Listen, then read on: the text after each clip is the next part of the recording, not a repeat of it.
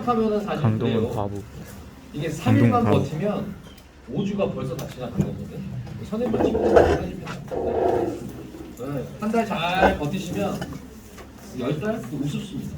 금방 지나가요. 시간이라는 게 그렇고 선생님이 이제 올해로 16년 차인데 마이크를 잡고 여러분들하고 이렇게 문학, 독서, 이렇게 국어 수업을 한 지가 꽤 오래됐어요. 그래서 그러다 보니까 올해는 좀 특별한 해였습니다. 여러분들을 만나서 너무 괜찮았고 좋았어요. 그래서 뭐 앞으로도 계속 볼 사람들도 있지만 자 아무튼 수업 시간에 여러분을 만날 수 있는 시간들이 많지는 않아요. 그래서 선생님이 뭐 어떤 거를 막 준비할까 뭐 생각을 많이 했었는데 결국에는 그냥 수업이나 열심히 하는 게 저의 본분이다. 그렇죠? 마이크를 들고 분필 이 가루를 먹고 사는 사람들은 대부분 다 그럴 것 같아요. 그래서 여러분들하고 오늘 다룰 주제들은 조금 무거울 수 있는데 보죠. 교재 갖고 계시죠? 네.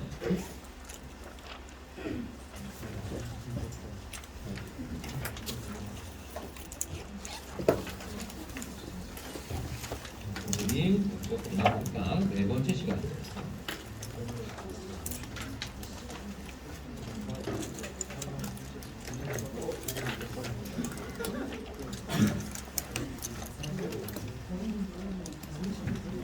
지난 시간에 교재 15쪽에 있는 이상의 날개를 안 했죠? 네, 시작하겠습니다. 오늘은 이상의 날개, 윤동주의 길이라고 하는 것. 선생님이 제일 좋아하는 윤동주의 시 중에 하나입니다. 이건 뭐 내신에 나오기도 하고 어려워요. 시가 또. 이거 한번 살펴보도록 하고요. 그 다음에 고전소설 두 편을 준비했는데 김시습이라는 작가의 이생규장전이라는 작품이에요. 요 금오신화의 한 편 중에 하나죠. 요 김시습의 이생규장전, 그 다음에 고전소설 홍겨월장, 이렇게 네 편을 준비를 해봤습니다. 그래서 첫 번째는 뭐냐면 이상의 날개라는 소설이에요.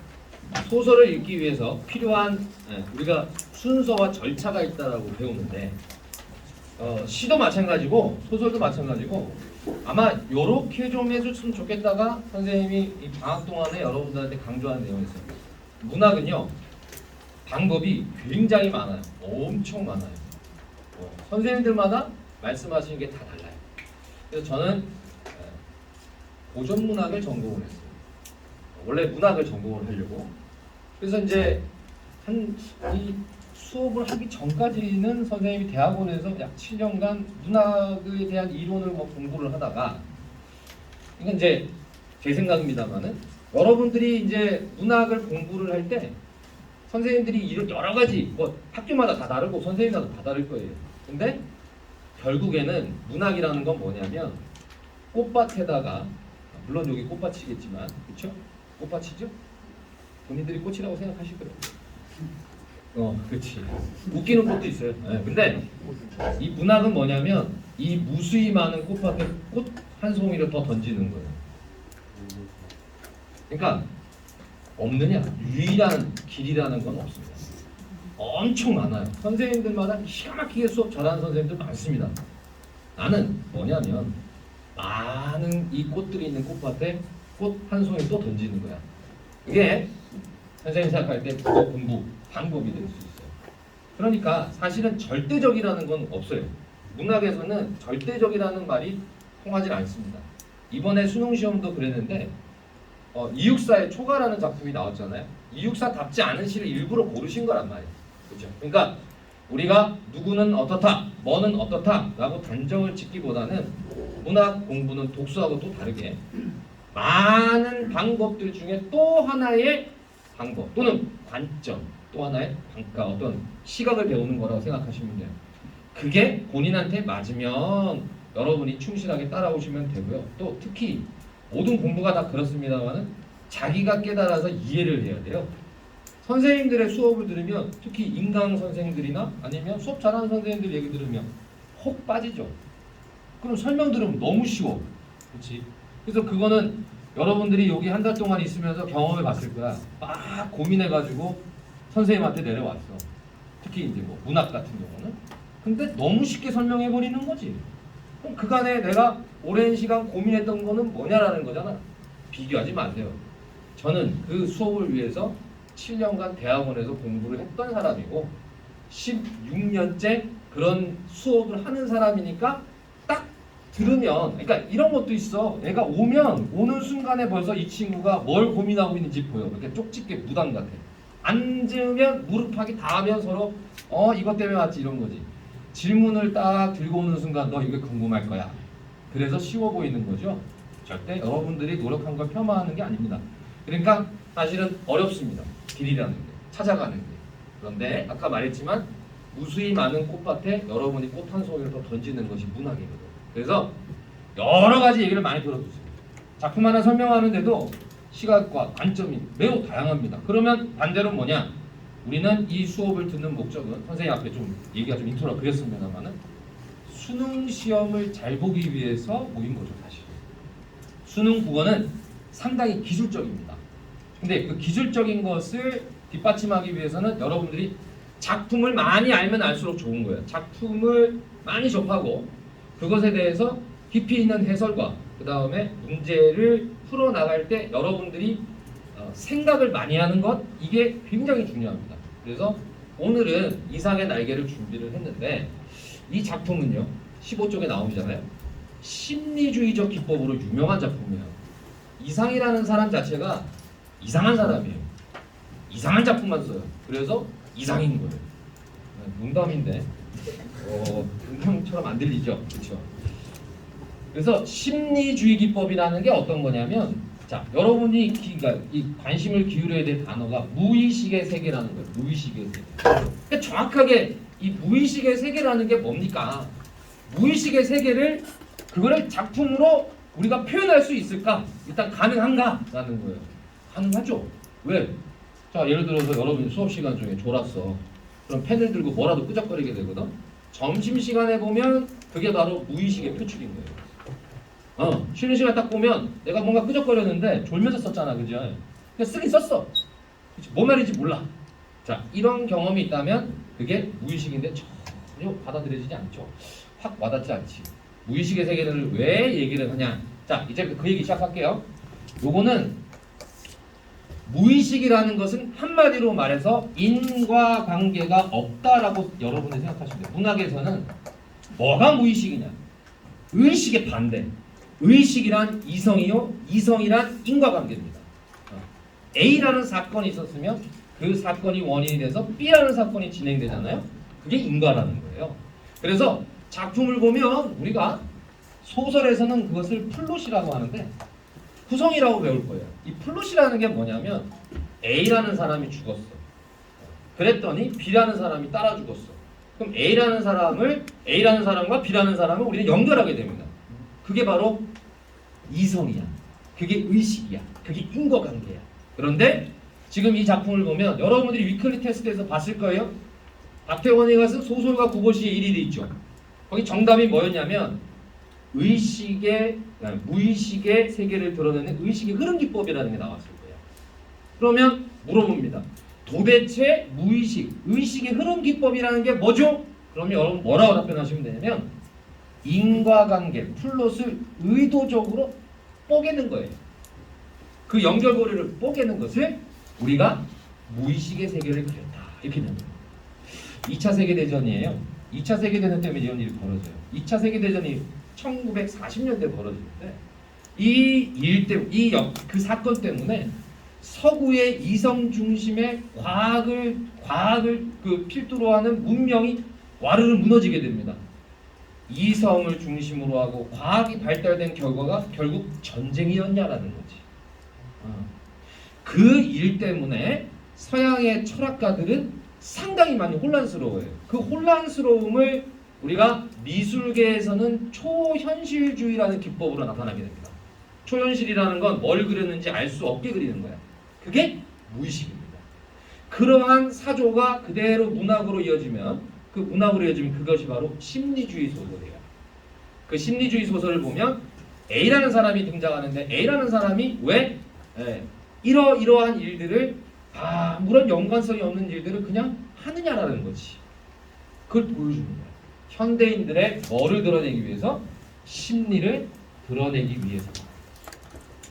방황하고 그 다음에 내적 갈등이에요. 자, 그래서 내적 갈등, 내면의 심리, 그리고 방황이라는 것을 보다 더 잘 드러내기 위해서 2차 세계대전 이후에 소설계에서는 많은 이 작가들이 이와 같은 심리주의 기법을 쓰게 됩니다. A라는 사건과 B라는 사건의 인과관계를 끊어놔요. 바꿔 말하면 아무런 목적 없이 그냥 일을 한다는 거죠. 그래서 소설가 그것이 1위를 보시면 하루 동안에 집을 나와서 집에 들어오기까지의 거쳤던 장소들을 쭉 얘기를 하는데, 만약에 다방에서 서울역으로 갔다, 이유가 없습니다. 그냥 걸어간 거예요. 이걸 우리가 의식의 흐름 기법이라고 합니다. 무의식을 다룬다. 이게 심리주의 기법이고요. 그리고 요 부분 때문에 사실은 우리가 소설 한 편을 다 읽어야만 우리가 이해가 되겠지만, 이상의 날개가 가장 많이 나오는 부분이 오늘 우리가 같이 보는 그 부분입니다. 그래서 오늘 그 부분에서 이게 무의식의 흐름이구나, 이게 의식의 흐름 기법이구나, 요렇게 찾아갑니다. 자, 첫 번째 대목인데, 나는 어디까지든지 내 방이 집이 아니다, 집은 없다, 마음에 들었다 이거예요. 방이 두 개가 나와요. 집 얘기를 하지 않고 방 두 개를 얘기합니다. 소설을 읽을 때 첫 번째 제목을 읽어라, 두 번째 등장인물의 관계 설정을 해라, 세 번째가 갈등의 양상과 원인을 파악하라. 쭉쭉쭉 가서 마지막에 뭐냐면 소재와 공간의 상징적 의미를 파악하라는 문제가 나온다. 그래서 다섯 번째에는 공간의 상징적 의미. 그래서 선생님이 여기다 특별히 내 방에다가 동그라미 칠게요. 공간이거든요. 요 공간 두 개의 방이 존재하는데, 하나는 아내의 방, 또 하나는 내 방이에요. 부부라면 각방 쓰시는 거죠? 네. 뭐 이게 물어보진 않겠습니다만은 각방을 쓰시는 집이 있어요.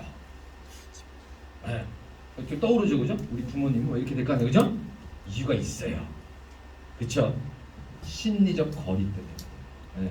그러니까 여기서 두 사람이 부부인데 아내는 하나의 방을 차지하고 있고 또 하나는 내 방입니다. 골방이에요. 빛이 안 들어와요.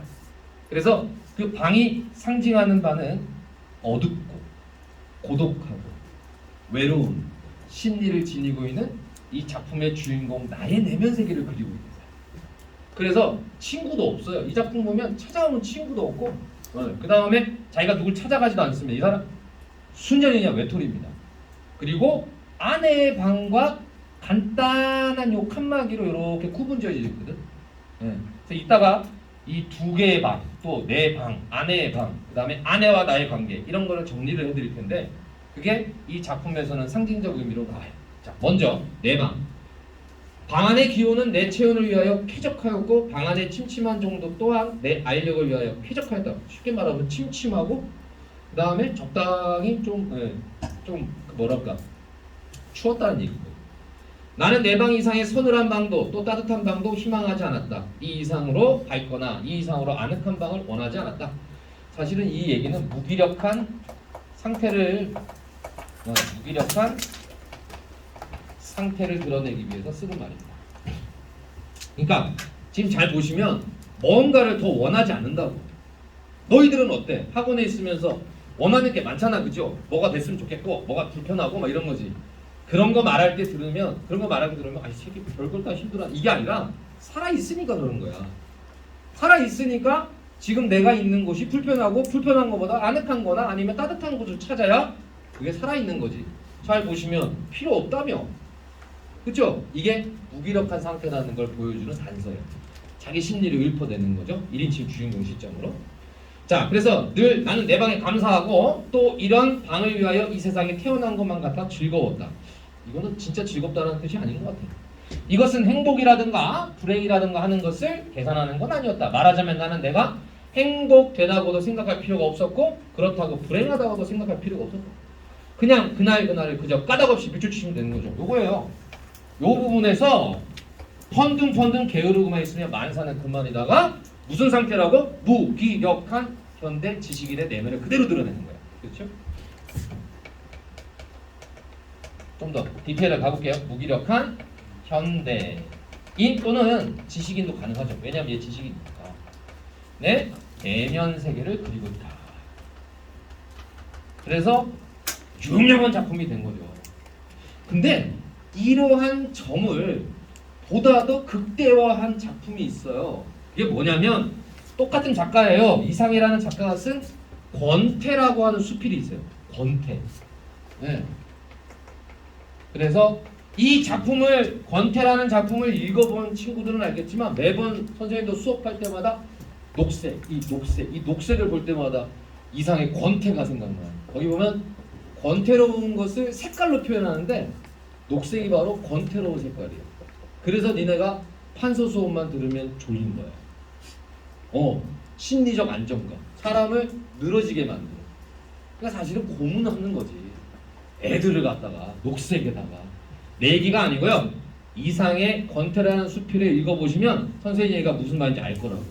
거기 녹색은 권태를 나타내는 색깔이에요. 그래서 사실은 선생님도 수업하다 보면 친구들이 꾸벅꾸벅 졸거든. 당연한 겁니다. 안 조는 애들이 권태가 아니라 변태인 거예요. 그러니까 안 졸고 눈이 쌓여있고 막 레이저 나오는 애들이 있어. 막 쌤 얘기 하나하나를 막 어떻게 해서든지 내가 놓치지 않으리라 이런 애들이 있어. 쫙 레이저 나오는 애들. 변태예요. 졸아야지. 왜 안 졸아? 네. 뭐 1시간 선생님이 이제 특강할 때 1시간마다 쭉 진행하잖아요. 사실 이거 꽤 긴 수업이거든. 근데 눈에서 레이저가 처음부터 끝까지 나오는 애는 쌍변태예요. 좀 죄송한 얘기인데 좀 중간에 좀 졸고 좀 그래야 힘들구나 이런 인간다운 면모가 있지. 어떻게 생각해? 맞지? 어떻게 생각해? 맞지? 오케이. 졸지는 마시고 너무 자면 안 되고 졸리는 게 맞아. 자, 권태라는 작품에서 이와 비슷한 내용 나온다. 그렇죠? 기억하시면 두 작품 오늘 공부한 거예요. 두 작품. 이상의 권태라는 수필이 나와가지고 보통 한 4-5문제가 나오잖아. 문학에서 한번 풀어보시면 권태라는 작품은 하나 맞추기 힘들어요. 이거보다 더 사변적으로 더 철학적으로 써가지고 뭔 말인지를 못 알아듣잖아. 그나마 여기는 이 사람이 어떤 상태다라는 건 우리가 그려줘. 그렇죠? 오케이, 좋아요. 두 번째입니다. 그러면 요 장면에서 넘어가 보자 이제. 너무 지루하잖아. 어쩌고저쩌고 하면서 내 옷처럼 잘 맞는 방송에 뒹굴면서 추쳐져 있는 것은 행복이니 불행이니 그런 세속적인 계산을 떠난 가장 편리가 아니라 말하자면 절대적인 상태인 것이다. 절대적인 상태다. 이줄 딱 보시면 되지. 이 말에 속으시면 안 돼. 절대적 상태라 그래서 가장 이상적이냐? 그게 아니야. 딱 자기한테 맞다라는 얘기지 이게 좋은 건 아닙니다. 우리가 볼 때는 상당히 무기력한 걸 좋아하는 거야. 그래서 우리 집 방은 대문간에 세워서 똑 7째 칸이다니까 방의 구조가 어떤 구조인지 잘 모르실 거예요. 이게 무슨 얘기냐면 대문은 하나인데 들어가면 방이 여러 개인 방이야. 여인수가 알아? 여인수? 아는 사람들이 좀 이상하긴 한데 여인수에 가를 일이 있는가 모르겠는데 몰라야 정상인데 가만있어 봐. 이게 어떤 거냐면 그 옛날식 집에 가면 방을 조그만한 이 칸막이 방들을 여러 개를 만들어 놓은 1층짜리 구조의 집이에요. 선생님은 여기서 살아봤거든. 문은 하나인데 들어가면 여러 식구가 같이 살아요. 그래서 물도 같이 쓰고 화장실도 공동 화장실인 곳이에요. 내가 그런 데 살았다 그러면 이해가 안 되겠지만 사실이에요. 선생님은 거기서 살았으니까 어렸을 때. 그러면 문을 열고 딱 들어가잖니? 들어가면 대문이 하나야.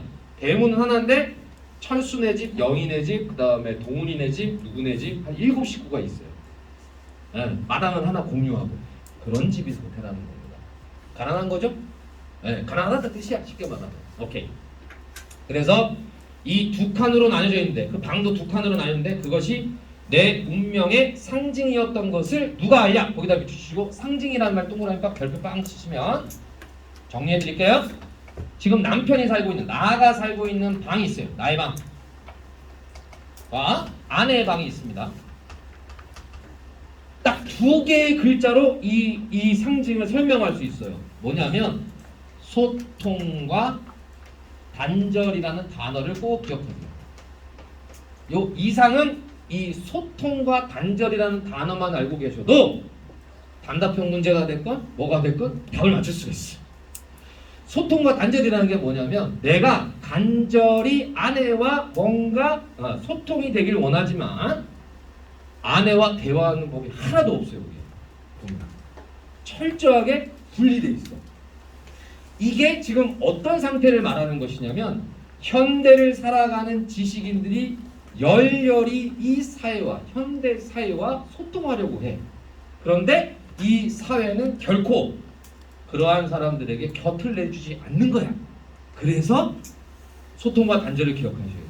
어떤 작품이 또 나오냐면 거기다 오늘 3개를 작품을 소개를 해드릴게요. 소통과 단절과 관련된 작품 이상의 거울이라는 시가 있어요. 거울. 지난번에 한번 얘기를 했죠. 내가 소통하기 위해서 오른손을 내밀면 거울 속에 나는 왼손을 내밀거든. 거울이니까. 그러면 오른손과 왼손은 어때요? 악수를 할 수 없었다라는 얘기를 했죠. 그게 이상입니다. 그게 거울이에요. 간절하게 뭔가를 그 사회와 소통하려고 간절히 애를 쓰지만 결과적으로는 막히는 거야. 그것에 대한 안타까움을 드러내는 작품 거울 있고 이상의 날개에서 누구랑 누가 그러면 현대의 지식인 무기력한 지식인이고 누가 사회가 되는 거냐면 아내가 바로 사회예요. 아내와 사회. 그리고 자기 자신이 지식인의 모습인 거예요. 그래서 소통이 안 됩니다. 그래 보니까 가운데 장지라는 게 장지라는 것으로 2개가 이렇게 나눠져 있었던 거야. 그 방이. 그렇죠? 그래서 내 운명의 상징이었을 것이다. 이 얘기는 뒤에 가서 또 나와요. 자, 뭘 기억해라? 소통과 단절이라는 걸 기억해야 돼.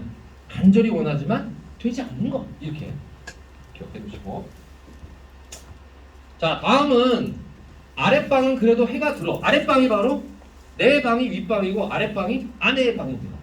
아내의 방은 해가 들어요. 아침결에 책보만한 해가 들었다가 손수건만 해지면 나가버린다. 해가 영영 들지 않는 윗방이 내 방이에요. 그죠? 그러니까 내 방은 햇빛이 안 들어와. 아내 방은 그래도 빛이 들어와. 이 뜻이에요. 볕이 안 드는 방이 내 방이요 하고 아내와 나 둘 중에 누가 정했는지 나는 기억하지 못한다. 그러나 나에게는 불평이 없다. 자, 공간이 지닌 상징적 의미라고 그래서 2개의 방은 소통이 단절된 주인공. 주인공은 무기력한 현대인, 아내는 현대 사회를 뜻함이라고 제가 정리를 해드리는 거예요. 이 차트에서 말을 해보겠다.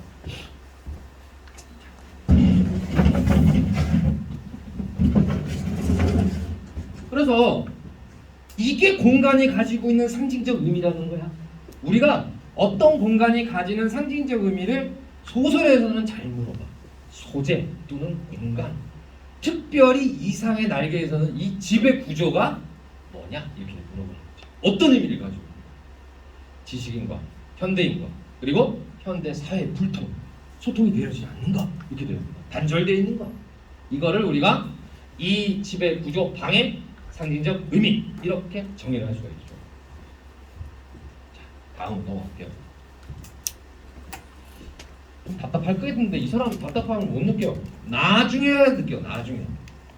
참 바보스럽죠. 아내가 외출만 하면 나는 얼른 아랫방으로 와서 그러니까 어디 나간다고 말을 하는데도 어디 간다 얘기도 안 해. 나는 또 물어보지도 않고 이상하지. 그러니까 약간 좀 부부가 이상하게 살아가는 거야. 동쪽으로 난 들창을 열어놓으면 들이비치는 볕살이 아내의 화장대에 비쳐 각색 벽들이 아롱지게 찬란하게 빛나. 이 묘사하는 장면을 잘 보시면 지금 빛이 들어와서 아내의 화장품에 이렇게 프리즘처럼 이렇게 빛이 이렇게 분산돼서 무지개 빛 그거 보는 거 좋아하는 사람인데 이상한 사람이죠. 사실은 이상한 거예요. 그거를 집요하게 이렇게 서술을 해요. 이게 아까 처음에 말했던 무슨 기법이라고요? 심리주의 기법이에요. 심리주의 기법이라는 건 주인공의 내면 그 무의식적인 세계를 쭉 쫓아가게 만드는 거야. 그래서 사실은 이상의 날개를 딱 펼쳐보시면 딱 2개예요. 반응이. 첫째, 1페이지, 2페이지 이거 하는 사람. 뭔 말이야 이게. 정상이에요 이 사람.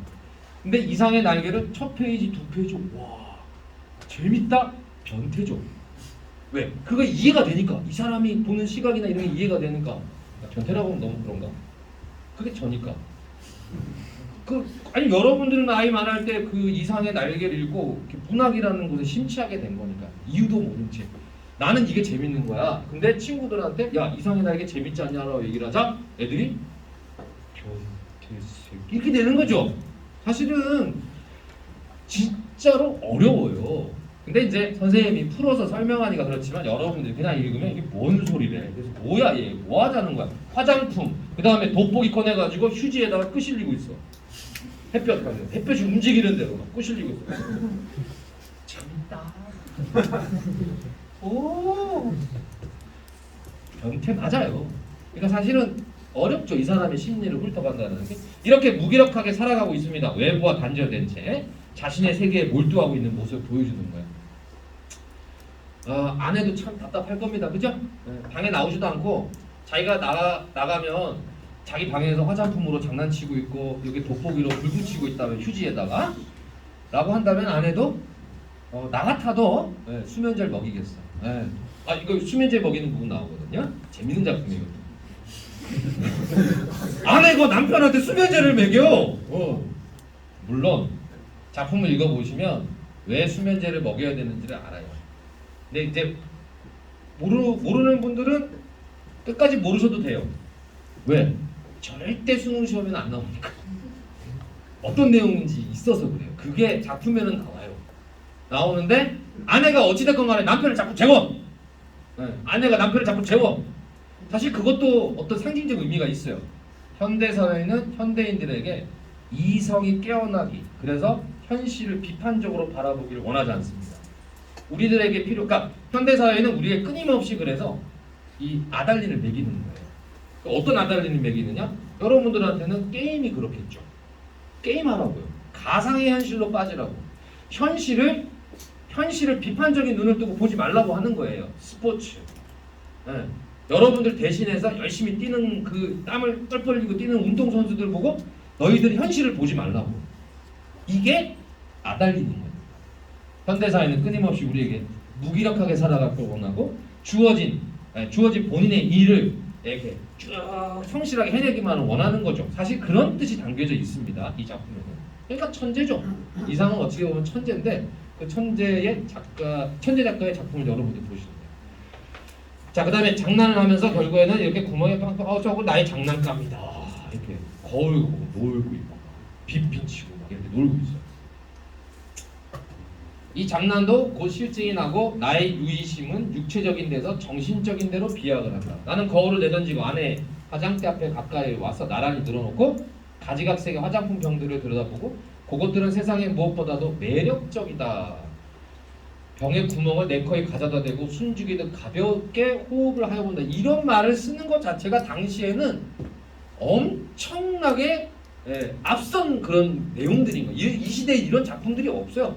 지금 21세기에도 이런 작품이 만약 나왔다면 아주 문제작이 될 수 있는 거죠. 이거를 그 옛날에 벌써 썼다라는 거. 그런 걸 내다본 거죠. 이 양반은. 시대를 너무 앞서간 거죠. 그래서 공간의 상징적 의미 정리해 드릴게요. 두 개의 방. 아내와 나의 관계는 소통이 단절된 현대사회와 현대인의 이중적 관계. 여기서 왜 이중적 관계라냐면 둘이는 부부이지만 부부가 아니니까 이중적이라는 말을 쓰는 거예요. 그래서 사실은 이중적이다 라는 말은 역설적이라는 거예요. 부부이면서 부부가 아닌 것이. 아닌 그런 관계를 그래서 불편한 통고다 하는 거예요. 서로가 필요에 의해서 서로 같이 부부로서 살아갈 뿐. 그러니까 어떻게 보면은 그냥 서류상으로만 부부일 뿐인 거지. 실질적으로 진솔하게 감정을 주고받고 소통하는 건 아니라는 거야. 이러한 불편한 동거관계에 있다라는 것을 보여줘요. 현대사회와 현대인들이 그래. 그리고 또 하나는 뭐냐면 이 앞부분 초반의 장면들이 굉장히 정신병적으로 편집증이 있어 이 사람. 그렇죠? 어떤 작은 거에 집중이 돼가지고 병이라든지 돋보기라든지 화장품이라든지 이런 데 굉장히 집중해. 편집적인 그런 성격도 가지고 있어요. 사실 정신병적인 거죠. 그러면 삶의 목표와 목적을 상실하고 무기력하게 살아가는 지식인의 내면을 드러내기 위한 행동의 묘사라고 보시면 되는 거예요. 그러니까 어떻게 하면 무기력하게 살아간다라는 것을 표현할까? 얘 보면 되게 집중하잖아요. 그게 무기력한 건가요? 자, 보십시오. 뭐에 집중하는지를 보셔야 돼요. 어떤 것에 집중하는지를 봐야 돼요. 사실은 의미가 없는 것에 집중하는 그러한 태도를 보이거든. 근데 그걸 하면서 본인이 막 즐거워하고 막 그런단 말이야. 아, 저런 편집주의적인 태도를 왜 묘사를 끈질기게 하느냐? 무기력한, 무의식, 지식인들의 내면 세계를 드러내는 거지. 오케이. 여러분들은 뭐 이런 거하고 이제 거리가 먼 삶을 살고 있으니까 사실 뭐 제가 드린 말씀은 없지만 저도 한번 이렇게 백수 때 이렇게 한번 이렇게 돼 보니까 이해가 되더라고요. 됩니다. 어떤 마음인지. 그러면 나는 어디로 들이다 쏟아내는지 하나도 모른다. 다만 몇 시간 후에 내가 미스코시 옥상에 있는 것을 깨달았을 때는 거의 대낮이다. 자, 요 옥상이라는 공간과 대낮이라고 하는 공간으로 뛰어넘습니다. 중략 다음에 나오는 내용이에요. 짤막하게 소개를 하겠습니다. 이렇게 무기력한 일상을 살아가고 있던 내가 아내가 주는 아스피린, 해열제라는 거예요. 원래 해열제를 줬는데 그 해열제만 먹으면 내가 늘 잠이 오더란 말이지. 그래서 의심을 하게 되죠. 그래서 아내가 주는 약을 일부러 안 먹었던 거야. 왜 우리가 드라마나 영화에서 많이 나오잖아. 정신병원에 감금이 됐는데 이렇게 정신안정제를 먹으라고 주면 또 안 먹고 항상 이렇게 버리는 장면 나오잖아. 그러면 이제 애가 이제 제정신이 들어오고 뭐 이런 거 있지. 그 상태입니다. 깨어난 거야. 그래서 아달린을 안 먹으니까 내가 잠드는 동안에 아내가 무슨 일을 하고 있는지를 알게 된 거지. 낯선 남자가 집으로 들어와요. 이 방 안으로. 아내는 그러니까 그런 일을 하고 계셨던 거야.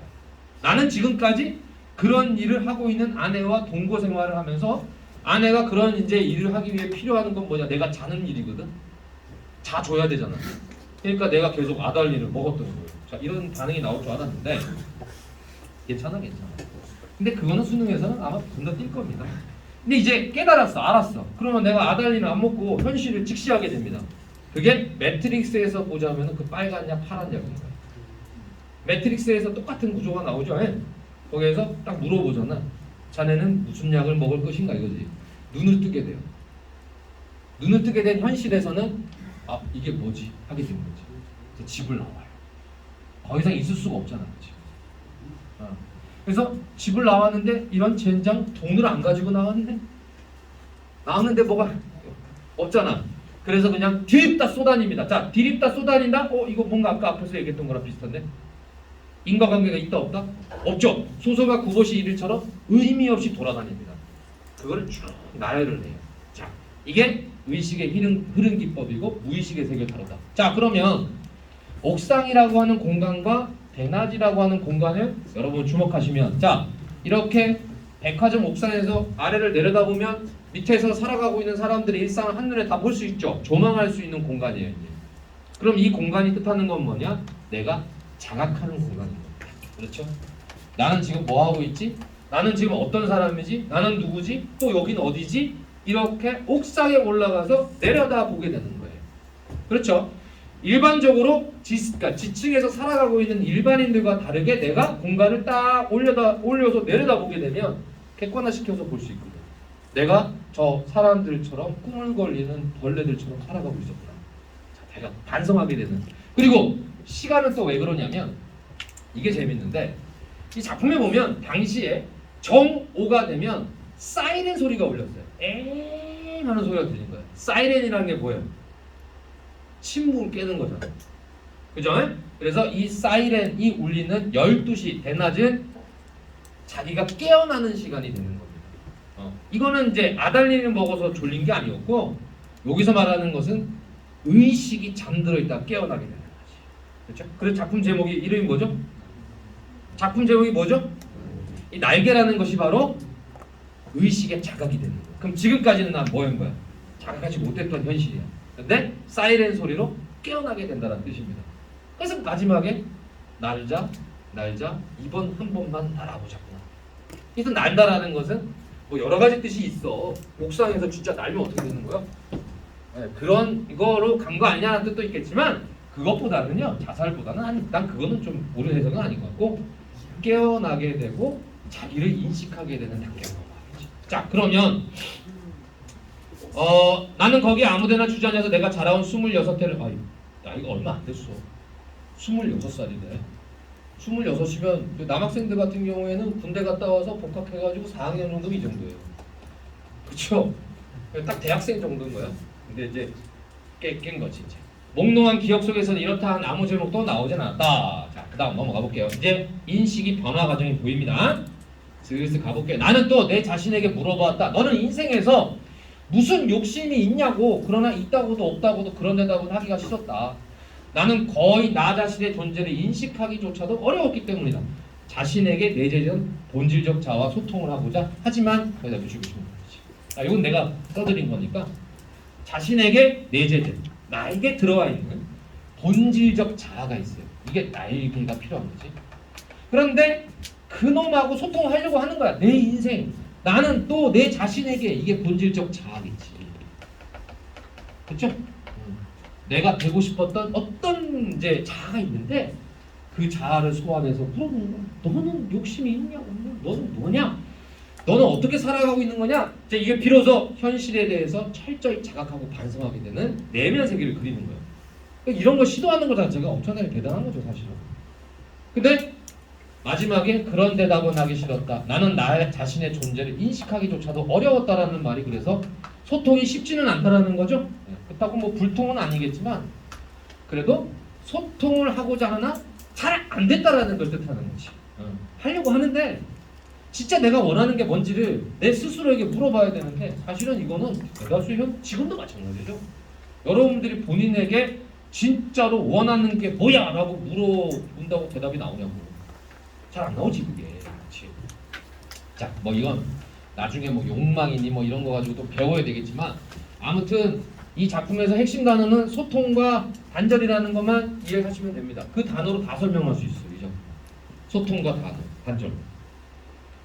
다음 이제 허리를 굽혀서 나는 그저 금붕어나 들여다보고 있었다. 옥상에 요 어항이 있었어요. 그 어항이 낮에 요 햇빛이 쫙 비치니까 어항이 이렇게 유리로 돼 있잖아, 그지? 이게 굿절되고 그러니까 너무 이쁘잖아. 그 안에 금붕어가 있었던 거지. 그래서 금붕어를 이렇게 보죠. 금붕어는 참 잘들 키웠네. 포동포동한 거야, 금붕어. 작은 놈은 작은 놈대로, 큰 놈은 큰 놈대로다. 싱싱하게 보기 좋았다. 내리비치는 5월 햇살에 금붕어들은 그릇 바탕에 그림자를 내려뜨렸다. 지느러미는 하늘하늘 손수건을 흔드는 흉내를 낸다. 나는 이 지느러미 수요를 세워 보기도 하면서 굽힌 허리를 좀처럼 펴지 않았다. 등허리가 따뜻하다. 나는 또 회탁의 거리. 자, 거기다가 붙여주시면 돼요. 하나는 금붕어. 금붕어를 보고 되게 기분 좋았거든. 근데 회탁의 거리라는 게 뭐냐면 옥상에서 내려다보면 그냥 일반 거리가 됩니다. 그 회탁의 거리라는 게 요 거리, 일반적인 거리야. 도시를 얘기하는 거야. 거기서는 피곤한 생활이 또 금붕어 지느러미처럼 표현하는데 참 재밌는 표현을 했어요. 그렇게 사람들이 무기력하게 살아가는 모습이 마치 어항 속의 금붕어의 지느러미처럼이라고 묘사를 하는 거지. 흐느적 거린다 이거지. 흐느적 거리면서 눈에 보이지 않는 끈끈한 줄에 이랬어요. 이건 진짜 줄은 아니고 사람들이 꼭 저 어항 속의 금붕어들 마냥 살아가는 것 같아요. 주는 먹이 먹어가면서 자신들이 좁다란 어항 속에 갇혀 있다라고 생각도 못하고 알 거야. 아마 금붕어는 5초마다 까먹는다며. 기억의 시간이 5초래요. 근데 그래야만 살 수 있어. 왜 그래? 어항 이쪽에서 이쪽까지 가는데 5초 걸리니까. 가겠지. 앞이구나. 통 막히겠죠. 저쪽이구나. 이거 5초 걸린 거야. 이거지. 근데 이게 선생님 웃으라고 한 얘기가 아니라 현대를 살아가는 일상을 살아가는 사람들을 잘 보면 금붕어와 다를 게 없다라는 거야. 아침에 알람 소리에 깼어. 출근, 점심, 저녁, 퇴근. 어때? 금붕어랑 다를 게 뭐가 있냐고. 똑같죠. 시간만 좀 더 길 뿐이지. 그거를 이렇게 얘기를 하실 수 있었다. 그 시대에 금붕어들 갖다 줘서 정해진 그 규격 속에서 자기가 그렇게 답답하게 살아간다는 것조차 자각하지 못하고 살아가는 것 같구나. 나도 그랬었지. 이렇게 되는 거야. 나는 피로와 공복 때문에 돈 없이 나왔거든요. 그리고 하루 종일 걸었거든요. 그래서 무너져 들어가는 몸뚱이를 끄고 해탈의 거리 속으로 섞여 들어가지 않을 수도 없다고 생각했다. 나도 결국 글로 가야지. 나서서 나는 또 문득 생각해봤다. 이 발길이 지금 어디로 향하여 가는 것인가를. 그때 내 눈앞에 아내의 모가지가 밑줄 쫙 치십니다. 갑자기 왜 목이 딱 떨어지냐면 요게 바로 상상하는 거예요. 주인공의 상상이고 사실은 환상이라고 보는 게 낫겠죠. 왜냐하면 지금 느닷없이 내 눈앞에서 뭐 툭 떨어졌다라고 했으니까 상상하는 게 아니라 실제처럼 아내의 목이 툭 하고 떨어진다라는 얘기니까 환상이죠 사실. 착각을 착시를 하는 거예요. 오? 아내의 모가지가 툭 하고 떨어졌다. 그러고 나서 한다는 말이 아스피린과 아달린이라는 말이 나오는 거예요. 그래서 이제 애들이 물어보죠. 이 작품을 전체적인 스토리를 모르는 친구들은 이 대목에서 왜 이 말이 나왔는지 잘 모를 거야. 그래서 아까 중략 부분에 생략된 게 그 내용이다라고 얘기해드렸던 건데 아내는 아스피린이라고 속이고 아달린을 계속 먹였어요. 아달린은 수면 유도제, 수면제입니다. 먹으면 하나, 둘, 셋이라는 숫자 못 두고 바로 그냥 보라 떨어져요. 근데 그걸 자꾸 먹였단 말이야. 아내는 자기 일을 하기 위해서. 그래서 이렇게 진행이 되는 작품입니다. 쌤도 이거 고등학교 때 읽었던 건데 충격이었죠. 사실 이거 19금인데 그죠? 근데 고1인가 고2 때 읽었어. 성숙했네. 국어 선생 되려고. 자, 그래서 나의 인식 변화를 보면 이런 상상의 장면, 환상의 장면에서 금붕어의 지느러미도 나오죠. 끈적한 줄이라는 게 나오죠. 요런 단서들을 통해서 요 지느러미, 줄, 그다음에 아내의 모가지, 아내의 모가지 이런 것들 소재를 써가면서 점점 자각을 하게 됩니다. 그런 인식의 변화 과정이 나와요. 자, 우리가 소설에서 주인공의 인식 변화 과정 자체를 추적하는 거를 우리는 뭐라고 하냐면 이게 주제 파악인 거예요. 저게 가장 중요한 겁니다. 이러한 인물을 우리가 뭐라고 그랬냐면 처음부터 끝까지 성격이 변하지 않으면 우리가 평면적이라고 그랬죠. 저거 입체적이고 개성적인 인물이에요. 입체적이고 개성적인 인물의 변화 과정을 훑어준다? 그게 항상 소설에서 주제입니다. 그래서 이 부분을 따주는 거예요. 수능에서는 이게 중요한 거지. 그 과정을 추적해봐라. 그 추적해보니까 해탁의 거리라는 것도 마찬가지로 이 거리는 무기력하게 자신처럼 살아가는 현대인들의 상징적 공간이 되면 더 중요한 건 아내요. 아내는 어떤 사람이냐? 아내는 현대인들에게 뭐를 주는? 아달린이나 먹이는 그러한 비정한 현대 사회를 뜻하게 됩니다. 비정한 거지. 소통하고 자신의 진정한 자아를 찾으려고 하면 그걸 찾게 도와주는 게 아니라 그런 거 찾지 마. 너희는 그저 현대 사회에서 요구되는 노동력을 제공하는 일종의 배터리일 뿐이야. 이걸 계속해서 강조하는 거야. 그러니까 매트리스 같은 영화에서 보듯이 깨어나게 되면 보이게 되지만 아니면 그냥 똑같이 살아가는 거야. 정해진 매트릭스 안에서. 그렇게 되려면 아스핀이라고 속이고 아달린이라는 최면제를 먹여 현실을 직시하고 비판하고 이성의 눈을 떠서 이건 아니지, 이래선 안 되지 라고 생각하지 못하게 마비시키는 게 필요해요. 그 마비하는 게 바로 최면제였다. 그래서 최면을 권하는 사회가 바로 아내다. 아내는 좀 무섭죠? 좀 그런 친구 나오는 거 아니야? 그래서 나는 이런 거 결혼 안 해! 뭐 이러는데 못하는 거예요. 그러니까 아내 이런 말 하는 친구들은 절대 믿으시면 안 돼요. 못하는 겁니다. 못하는 거야. 나는 했으니까 그나마 조금 다행이죠. 저는 아내를 사랑합니다. 공개적으로 얘기를 하는 거예요. 어디서 이거 보고 있을 수도 있으니까. 사랑해. 나는 절대 이런 말 안 했어. 모든 아내가 그렇다는 거 아니기 때문에 여기 나오는 아내가 그렇다. 자, 그래서 자 이제부터 우리라는 말을 쓰잖아. 이 우리 안에는 부인이 들어가요. 그래서 우리는 서로 오해하고 있었느니라. 설마 아내가 아스피린 대신에 아달린의 정량을 나에게 먹여왔을까? 진짜거든. 나는 그것을 믿을 수는 없다. 아내가 대체 그럴 까닭이 없을 것이다. 그러면 나는 날밤을 새면서 도둑질, 계집질을 하였나? 정말이지 난 아니다. 우리 부부는 순경적으로 미출자. 요거예요. 요거 자각한 거지. 그냥 우리 부부는 그냥 태생적으로 절름발이었던 것이었다. 그래서 발이 잘 안 맞은 거지. 쩔뚝거렸다는 얘기가 아니라 여기서 뭐냐면 여러분 그 2인 삼각경기 알아요? 2인 삼각경기? 2인 삼각경기라는 게 어떻게 하는 거냐면 둘이서 이거 발을 하나씩 묶어야 되죠? 핫둘 이렇게 가는 거 말하는 거지? 그거 말하는 절름발이야. 그러니까 아내와 나는 2인 삼각경기에서 이렇게 발이 잘 맞지를 못했던 것이다. 엇박자이다. 라고 생각하는 거야. 네. 냅둬 그러다 살다 가는 거예요. 내나 아내나 제 거동에 로직을 붙일 필요는 없다 이랬잖아요. 로직이라는 거 우리말로 지금 해석하면 어떻게 되는 거야? 여기 영어 한번 쓰는데 로직. 네. 이성. 그래서 이성을 붙일 필요는 없다라는 건 이성적으로 어떻게 설명이 되거나 이성적으로 해결될 수 있는 문제가 아니라는 거예요. 그러니까 이 사회와 비뚤어진 그러니까 어떻게 보면 이게 절름발인 현대와 현대 사회가 현대인과 현대 사회는 우리가 논리적으로 따지고 들어가봤자 해결할 수 있는 문제가 아니라는 거지. 로직이 필요가 없다. 그리고 변명도 할 필요도 없다. 사실은 사실대로, 오해는 오해대로 그저 끝없이 발을 쩔뚝거리며 세상을 걸어가면 되는 것이다. 그럼 얘가 또 어떤 식으로 얘기를 했냐면 어쩔 수 없는 거 아니야? 받아들이고 체념하고 수용하는 자세로 이제 바뀌어요. 어쩔 수 없이 아내랑 그렇게 살아가야 한다면 거기에 그냥 맞춰서 순응해야지 라고 얘기를 하는 거야. 그렇구나. 그걸로 끝날까? 그러면 이상해지는 거예요.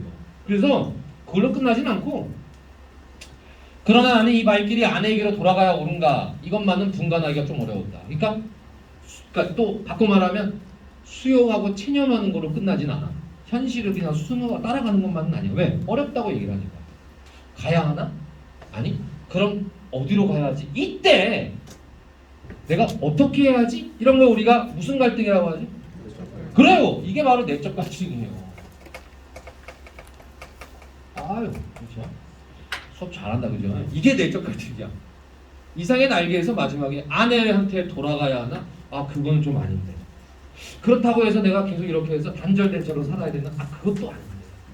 그럼 나는 어떻게 살아가야 되지? 갈팡, 질팡, 선택의 기로에 서 있는 거 우리 내적 갈등. 그렇죠? 이게 정확하게 내적 갈등. 그러다가 이때 뚜 하고 정오에 사이렌이 울렸다. 사이렌이라는 게 어떤 건지 아시죠 원래? 잘 모르세요? 네, 그거요. 사이렌이라는 게 원래 그 신화에 나오는 거잖아요. 네, 잘 모르시는 분들 넘어가겠습니다. 이 양반의 지적 수준까지 우리가 가려면 우리 좀 더 해야 됩니다. 우리가 좀 더 많은 걸 섭렵해야 돼. 왜 하필 사이렌이었냐? 사이렌이라는 게 그거예요. 신화에 나오는 그거 뭐야? 물속에 사는 개. 사람들을 뭐 하는 거죠? 그게 사이렌이에요. 이 사람이 그럼 그걸 모르고 썼냐? 모르고 썼을 수도 있겠죠. 내가 아는 이상은 모르고 쓰지는 않았을 것 같아. 똑똑한 사람이니까. 그래서 왜 사이렌일까? 왜 사이렌일까? 만약 제가 이런 이제 이상의 날개에 이런 문제를 낸다고 한다면 그런 걸 이제 외적 증거에 대한 감상으로 물어볼 만도 하죠. 사실은 이 사이렌이라는 건 원래는 사람을 현혹하여 죽이게 만드는 일이지만 거꾸로 여기서 역설적으로 사이렌 소리를 듣고 잘 깨어납니다. 이제. 이런 얘기 아마 처음 들으셨을 텐데 왜 사이렌이지? 선생님하고 그런 생각 본 적이 있거든요. 왜 하필이면 정오의 사이렌인가? 이 정오의 사이렌인가? 사실은 사이렌이라는 건 그런 뜻인데 이상이 튼 거죠. 죽이는 게 아니라 살리는 소리로 바꾼 거지. 그 정오의 사이렌 소리가 뚜 하고 울리자 사람들은 모두 내 활개를 펴고 닭처럼 푸드덕거리는 것 같고 온갖 유리와 강철의 대리석과 지폐와 잉크가 부글부글 끓고 이거 전부 다 환상이지. 이게 진짜 있는 일이야? 아니잖아요.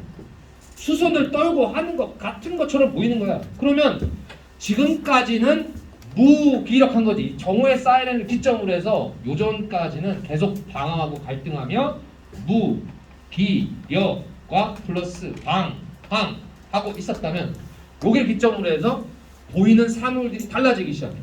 부글부글 끓는 것 같고 생동감이 넘치는 것 같고 뭔가 꿈틀대는 그러한 기운을 에너지를 느낀 거죠. 그래서 여기서부터는 자각이 시작이 돼요. 이런 작품이에요. 쟤를 기점으로 해서 바뀌는 거예요. 그래서 얘가 강철, 대리석, 지폐, 잉크가 부글부글 끓고 수선을 떨고 하는 것 같은 찰나! 이걸 한마디로 압축해서 현란을 극한 정오다 이랬어요. 현란을 극하다. 그러니까 극한값을 가지고 있는 현란함의 그 최고치다 이렇게 돼요. 눈에서 그렇게 보기 시작합니다. 그러니까 지금까지는 얘가 다른 눈을 가지고 있었던 거지. 사이렌이 나를 깨웠다. 이해되시겠습니까? 자, 그래서 정오의 사이렌은 자각하게 되고 무기력하게 살아가고 있는 삶을 한번 끊어보고 싶은 의지를 갖고 얘가 얘기를 하고 있구나. 어려운 작품이지만 이해가 잘 되실 거라 보고 나는 불현듯 겨드랑이가 가렵다. 이제 실제 날개가 나오는 건 아니겠지 이카루스처럼. 하지만 이카루스처럼 날아가고 싶은 거지. 아하, 그것은 내 인공의 날개가 돋았던 작품이다. 뭐라고 써요 지금? 날개가 지금 막 나오는 거예요. 있었던 자국이라고 그래요. 있었던 자국이라고 그러죠? 나는 예전에 날았었으니까. 나는 예전에 날았던 존재였죠. 지금은 날개를 잃어버렸다. 다시 날개가 돋는 것과 같다. 이렇게 얘기를 합니다. 그래서 돋았던이라는 말을 쓰는 거야. 돋았던이라는 말이 그 뜻인 거야. 원래는 나는 예전에 날았었어. 근데 지금은 아내와 결혼을 하고 무기력한 일상을 살아가고 편집증을 가지고 있는 이상한 남자로 변해버렸지만 이제 다시 날개가 돋는 것 같다.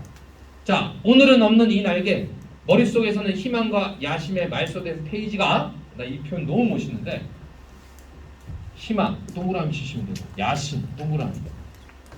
희망과 야심은 사람이 살아있다는 증거예요. 네, 저거 없으면 죽은 거잖아요.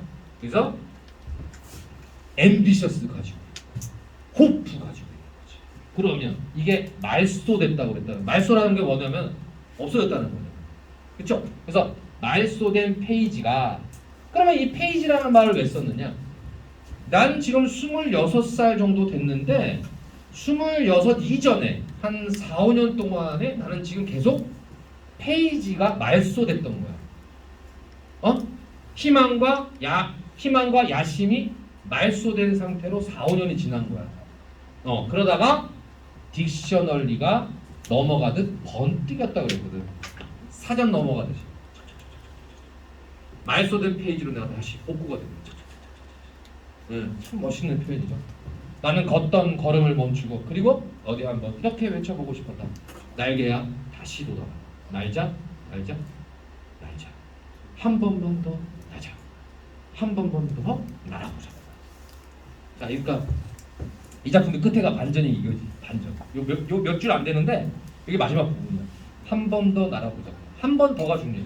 예전에 날았다니까. 내가 지금까지는 희망과 야심이 말소됐다니까. 없어졌다니까. 그러다가 번뜩이듯이 다시 생각이 난다. 뭐 때문에? 그게 중요해. 뭐 때문에? 사이렌. 정오의 사이렌. 정오의 사이렌이 역설적으로 자기를 살린 거야. 뚜 하는 그 소리. 자, 이게 이상의 날개라는 작품이고요. 재밌습니까? 재밌다 그러면 이제 내가 변태라고 놀릴까봐 그러는 거다, 그죠? 재밌으면 좋은 거죠. 나는 재밌게 읽었어. 다음 윤동주의 길이라는 작품은 자, 교재 7쪽에 있고요. 첫 스타트 한번 보세요. 제목 읽어야 되잖아요, 그죠? 작품 제목이 길이라는 거예요.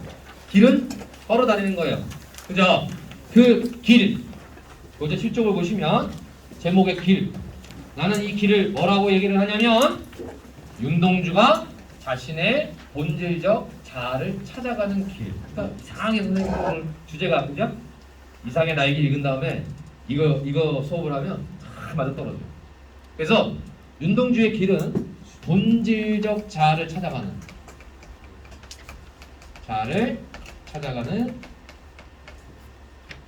말하는 현실적 자아다. 자, 이런 말을 써요. 너희들이 1학년 친구들은 잘 들어도 가면 국어 교과서에 윤동주 작품 배울 때 현실적 자아, 본질적 자아라는 말을 굉장히 많이 듣게 돼요. 그러면 결과적으로 현대인들은 자아가 분열된 채로 살아가는 거냐? 그것도 맞는 말이죠. 자아가 분열된 걸 뭘 뜻하는 거냐? 내적 갈등에 쌓여있을 때가 바로 분열된 거예요. 내가 진짜 되고 싶은 게 있어. 그게 본질적 자아야. 그러면 현실적 자아는 어떤 거냐면 그 본질적 자아가 되기 위해서 현실을 살아가고 있는 나가 있는 거야. 잘 이해가 안 가지? 그 말이 무슨 말인지. 너네 기숙학원 들어올 때 무슨 생각하고 들어왔냐면 정말 내가 한번 제대로 한번 공부를 해보려고 들어왔어. 맞지? 그래서 그때 들어오기 전에 했던 내 모습이 있어. 자습실에서 목표 서울대 뭘 써놓고 요게 본질적 자. 쉽게 말하면 꿈이야 꿈. 꿈을 가지고 들어오죠. 목표치가 있죠. 현실적 자아는 뭐냐? 들어왔어. 가지고 저기 세화단위 선생님하고 첫인사를 했을 거야. 이상하다. 뭔가 여기 잘못 온 것 같다. 여기는 아니다. 그러면서 숙소에 갔는데 여기 더 아니다. 벌레가 나온다. 우와! 갑자기 힘들어져요. 그게 현실적 자아야. 그러면 본질적 자아는 그러니까 너네가 진짜 되고 싶은 내가 있는 거야. 딱 만들어놔. 근데 들어와서 그 괴리가 엄청 커. 그게 크면 클수록 힘들어. 그래서 사실은 이게 요령 중에 하나인데 처음에는 그걸 낮춰주는 게 정말 중요해요. 그 본질적 자아를 저기다가 높여놔. 현실은 이게 말이 돼? 그러니까 안 되잖아. 그러니까 낮춰야 돼. 쫙. 야이씨. 저 여기서 한 달 동안 하면은 정말 제가 근데 까불지 말고 그냥 영교시 잤을 때 졸지나마자 아주 목표를 쫙 낮추는 거야. 네, 목표를 쫙 낮추면 행복해져요. 뭐처럼? 이상의 날개처럼. 편집증. 그래서 여기 있으면서 이상한 짓들을 하게 됩니다. 괜히 멀쩡한 거 되고 자 이게 오늘 작품 참 잘 골랐네 그죠? 그래서 윤동주의 길에 나오는 이 본질적 자아는 바로 여러분들의 희망과 목표요 꿈입니다. 이상의 날개죠. 근데 현실은 못 날아요. 맞죠? 자 이게 두 개가 분리되어 있다는 뜻인데 그러면 두 번째 시를 읽을 때 작품의 제목의 의미를 저런 식으로 가는 길, 찾아가는 그 길. 그러면 상황은 어떤 거냐? 떠올려 보자는 거죠. 잃어버렸다. 부정적인 단어로 시작하잖아요. 그러면 아주 간단한 거예요. 뭘 잃어버렸을까요? 희망과 꿈과 본질적 자아를 잃어버렸겠죠. 그러니까 힘드니까 시를 쓴 거예요. 기쁜 상황에서 시를 잘 듣지는 않잖아요. 그래서 부정적 상황으로 출발. 그러면 부정적 상황, 부정적 현실로 출발. 그럼 얘는 뭘 찾아? 뭘 잃어버렸길래 뭘 찾아? 본질적 자아를 잃어버렸겠죠. 그래서 상실한 그 상실감 때문에 방향을 좀 잃었습니다. 그래서 무엇을 어디에다 잃었는지 몰라. 이러면 더 복잡하죠. 교무실에 한 선생님이 계셨습니다. 핸드폰을 잃어버리셨어요. 별의별 방법을 다 동원했죠. 위치 추적.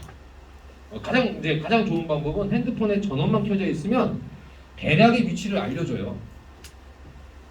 여러분도 알고 계세요? 이동통신사에다가 문의를 하면 대략적인 위치를 알려줘요. 자, 그래서 다 찾아봤어.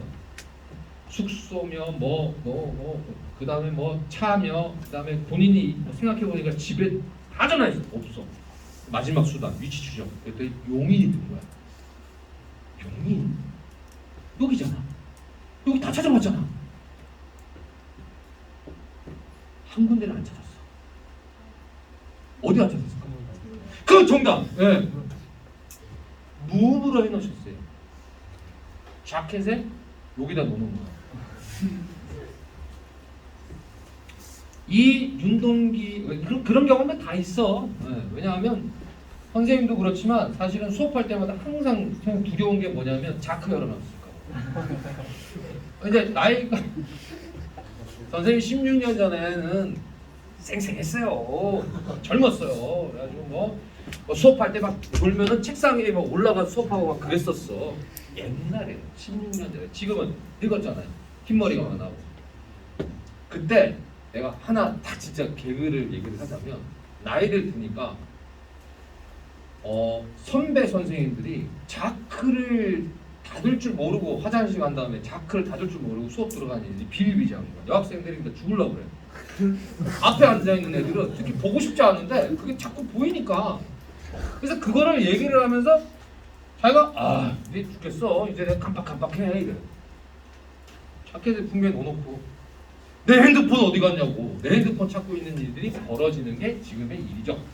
사실은 이 윤동주의 길도 그리 멀지 않은 곳에 자기의 본질적 자아를 잃어버렸다는 얘기를 합니다. 근데 얘가 무슨 말을 하냐면 어디에다가 잃었는지 모른대잖아요. 그러면 찾을 수 있어요 없어요? 매우 절망적인 상황을 얘기하는 겁니다. 어디다 잃어버렸는지 모르고 찾는다라는 건 너무 어려운 거야. 지금처럼 위치 추적해가지고 용인 뜨면 얼마나 좋아. 근데 그게 아니라고. 어디서 잊어버렸는지도 모르고 찾는다. 어렵단 말이에요. 여러분 윤동주의 바람이 불어라는 작품 읽어봤죠? 선생님이 수업했잖아요. 바람이 불어. 쉬워요 어려워요? 그 짧은 시간 겁나 어렵죠? 무엇을 어디에다가 잃어버렸는지 몰란 말을 왜 썼느냐? 찾기가 거의 불가능하다는 굉장히 어려운 상황이라는 걸 강조하는 겁니다. 그래서 두 손을 주머니를 더듬어 길에 나아갑니다. 자, 그러면 아까 길이라는 건 찾아가는 과정 또는 찾아가는 그 길이라고 내가 말했잖아요. 그래서 내가 길에 나아갑니다. 그러면 요 장면을 우리가 선생님이 상황을 한번 딱 그림으로 그려보면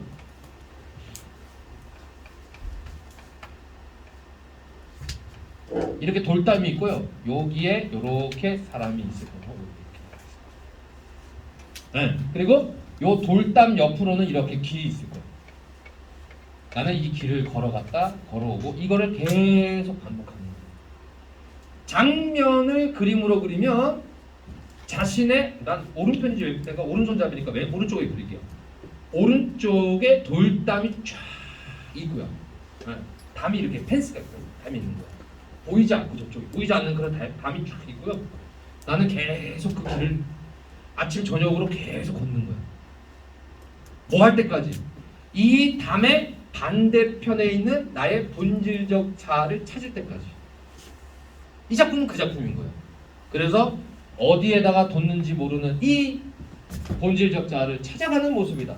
그래서 돌과 돌이 끊임없이 연달아 길은 돌담을 끼고 갑니다. 이랬잖아요. 그걸 그림을 그리면 이런 그림이다. 이해되시겠죠? 오른쪽에 담이 하나 있고 내가 여기다가 이렇게 문고리를 이렇게 그리는 게 여기도 문이 하나 나오거든. 철문이 닫혀져 있다는 얘기 나오거든. 그러니까 문은 있는데 저쪽을 갈 수 없는 문.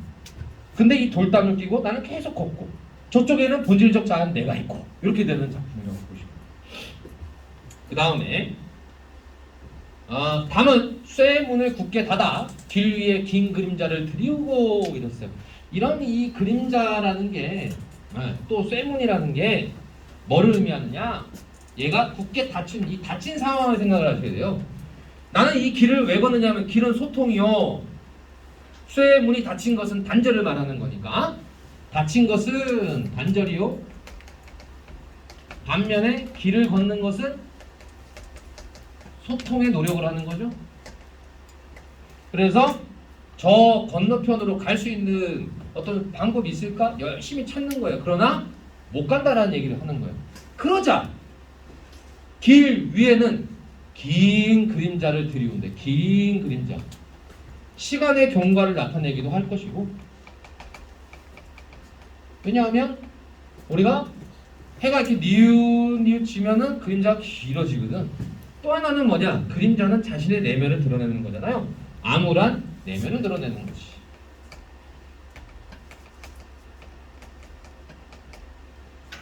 소설 하나, 시 하나를 봤는데 소설은 이렇게 서술을 통해서 자신의 심리 상태를 의식의 흐름 기법으로 무기력하게 살아간 현대인의 편집적인 모습을 쭉 묘사를 한다면 시는 그럴 수는 없거든요. 몇 개의 단어로 압축을 쫙 해요. 우리는 그러면 시에서 그런 단어들을 찾아가는 겁니다. 긴 그림자가 바로 자신의 암울한 내면을 말하는 거예요. 그 긴 그림자를 드리고 길은 아침에서 저녁으로, 저녁에서 아침으로 통했다는 얘기는 계속해서 찾고 있다는 거지. 끊임없이 찾고 있다는 거지. 반복적으로 찾고 있다는 거지. 근데 쉽다는 얘기야, 어렵다는 얘기야? 어렵다는 얘기예요. 끊임없이 찾는데 잘 안 와닿는다는 얘기겠지. 답답한 거야. 그러니까 이제 시를 썼겠죠. 돌담을 더듬어 눈물을 짓다. 그러니까 눈물이 나오는 수밖에. 하고 또 찾고 또 해봤지만 힘들구나. 여전히 눈물이 떨어지는 거야. 쳐다보면 하늘은 부끄럽게 푸르기만 해. 그러면 하늘은 여기서 바람과 같은 역할을 한다고 할까? 우리 윤동주의 바람이 불어 한번 떠올려 보시면 됩니다. 바람이 어디로 와서 어디로 가는지 모르지만 바람이 불자 내가 서 있는 게 상당히 부끄러웠죠. 움직이지 않는다는 거. 변화에 순응하여 내가 그 기류에 따라 가지 못한다라는 것을 상당히 안타까워했잖아요. 그 시에서. 하늘은 그런 바람과 같은 존재예요. 그래서 나를 뭐하게 만들어? 부끄럽게 만들어. 그리고 그 친구는 푸르르기 때문이다. 나는 그런데 그 하늘만 쳐다보면, 그러니까 바람이 불어하고 똑같은 거지. 바람만 불면 하늘이 푸르르면 나는 그저 눈물나게 부끄러운 거야. 왜 부끄러워? 본질적 자아를 찾지 못하고 있기 때문이죠. 그러니까 쉽게 말하면 자기가 되고 싶은 걸 열심히 쫓아가는 삶, 그게 행복이라는 거지. 그 행복을 잘 이루지 못하는 현실이 답답하고 어렵다. 이 시가 바로 그런 시가 된다는 거죠. 이상의 날개랑 너무 잘 어울리는 시라서 한번 골라봤는데, 풀 한 폭이 없는 이 길이 있어요. 풀 한 포기가 없다. 풀은 무슨 색이죠? 푸른색이죠? 하늘은 무슨 색이죠? 파란색이죠? 이런 색을 가지고 있는 애들 나를 부끄럽게 한단 말이에요. 근데 여긴 지금 보니까 풀 한 포기가 없대. 그럼 나는 어떠한 희망도 없이라는 뜻이 되는 거지. 풀 한 포기가 없다. 어떠한 희망도 없이 이 길을 걷는 것은, 그러면 이 희망도 없는 절망적인 이 길을 잘 봐요. 걸어요? 아니면 안 걸어요? 그렇죠? 포기하지 않는 거죠? 네버 기브. 절대 포기하지 않는 이유는 뭐냐? 여전히 담 저쪽에 뭐가 남아있기 때문이다? 내가 남아있다. 본질적 자아. 그러니까 나는 힘들고 어렵고 포기하고 싶지만 기다리고 있거든. 그 친구가 이 쇠문으로 굳게 닫힌 돌담의 저편에 기다리고 있거든. 하늘은 뚫려 있잖아. 그렇잖아. 그렇죠? 네. 그러니까 사실은 나는 그 하늘을 보면서 부끄러운 게, 나를 기다리는 본질적 자아가 있는데 지금의 현실적 자아가 그러니까 어떻게 보면 현실이 조금 힘들다고. 그럼 투정 부릴 수는 있어요. 투정 부릴 수는 있죠. 힘들어. 이러면서 진짜 이거 계속 해야 돼. 뭐 이럴 수 있는데, 투정 부릴 수는 있어도 나는 결코 포기하지 않는 이유는 있다라는 걸 아니까. 걔가 기다린다는 걸 아니까. 그러면 그 까닭이고, 내가 삶을 살아가는 것은 다만 잃은 것을 찾는 거니까. 그럼 뭘 잃은 거야? 아까 다시 얘기했지만, 첫 번째 이 시에서 뭐로 시작했어요? 잃어버렸습니다. 무엇을 어디에 잃어버렸는지 모르지만, 이런 말 썼잖아. 뭘 잃어버렸다고? 그러니까요, 본질적 자아를 찾는 까닭입니다. 그래서 어찌 보면은 이 시에서 윤동주는 그러면 어떤 상태냐? 나는 여전히 길을 걷고요. 또 내가 살아가요. 그럼 이거 두 개를 합치면 뭐냐? 나는 이건 거지. 의지 쪽. 이거는 좀 위험한 얘기긴 한데 윤동주 시에서 부끄럽고 또 현실을 자각하고 본질적 자아를 쫓는 것도 많아요. 많은데 의지를 직접적으로 드러내지는 않아서 그게 좀 문제지. 그래서 우리는 이육사와 윤동주를 종종 비교를 해요. 이육사는 그러한 의지를 잘 거꾸로 드러내거든. 목 놓아 울게 하리라 이렇게 얘기를 하거든. 근데 그런 얘기를 잘 안 하셔. 안 하다 보니까 없는 줄 알고 우리가 잘 놓쳐. 없는 게 아니고 시의 구조 안에 다 넣어놔요. 나는 계속 길을 걷겠다라는 것 자체가 의지거든. 뭐 하려고? 본질적 자아를 찾기 위해서. 지금은 힘들겠지만 언젠간 저 문이 열리겠지. 아니 문은 뭐 하라고 만들어 놓은 거야? 그렇지. 언젠가는 소통이 되겠지. 지금은 닫혀 있어도 계속 두들겨야지. 이게 윤동주식의 의지 표현인 거예요. 그렇죠? 그래서 계속 걷는다라는 말을 쓰는 거야. 그럼 계속 내가 찾겠다는 뜻이에요. 그러니까 어떻게 보면 절망 뭐 하고 수능 이건 좀 안 어울리는 단어가 될 수 있어요. 윤동주 시에서. 근데 이제 요 시는 이상하고 참 잘 맞는 시여가지고 다음으로 김시습의 이상규장전이라는 걸 작품을 같이 보도록 하겠습니다. 자, 이 작품은요 27쪽에 있어요. 이생이라는 사람이 규장이라는 것은 규라는 말은 훔쳐보다 그 다음에 이렇게 넘어다 보다가 규야 규. 그리고 장이라는 건 담장이라는 뜻입니다. 담이에요. 이생이 담을 넘어서 훔쳐보다라는 뜻이에요. 이 작품의 제목만 보면 이생이 주인공인데요. 이생이 어떤 여자를 좋아해서 적극적으로 사랑을 표현하고 그럴 것 같죠? 근데 이생은 찐따입니다. 못해요. 그래서 요 최랑이라는 이제 여자가 나와요. 최시성을 가지고 이름은 몰라요. 근데 최랑이라는 이 여인이 사실은 주인공이에요.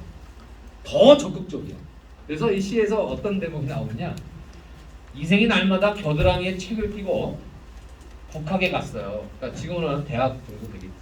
공부하러 가면서 늘 최씨 앞에 최씨 이 여자가 그 여자예요. 이생과 최씨의 사랑 이야기인데 그리고 그 전에 김시습에 대해서 알고 계십니까? 김시습이 생육신 중에 한 명인 건 알고 계십니까? 김시습이 그런 사람이에요. 이 사람이 단종이 죽고 당시에는 그 단종의 삼촌이죠. 수양대군이 세조로 왕이 됩니다. 세조가 되죠. 단종을 내쫓고 세조가 되는 그 사건이 있었죠. 그때 사람이에요. 김시습. 상당히 천재였는데 오늘 천재들만 많이 나오네, 그죠? 김시습은 어릴 때 글을 다 떼가지고 관직에 나아갔는데 너무 키가 작고 너무 어린 나이에 관직을 하다 보니까 옷이 안 맞았어요. 그래서 옷을 질질 끌고 다녔다고 그래요. 워낙 천재니까. 근데 김시습이 그때 살았을 때 단종이 폐위가 되고 수양대군인 삼촌이 사실은 이게 왕위를 뺏은 거잖아요. 어떻게 보면 역사적으로 보자면. 김시습은 하늘이 부끄럽다 하여 관직을 그만두고 어디로 내려가냐면 지금 구미에 있는 금오산이라는 곳으로 가요. 경상도에 있는 구미산이라는 곳 갑니다.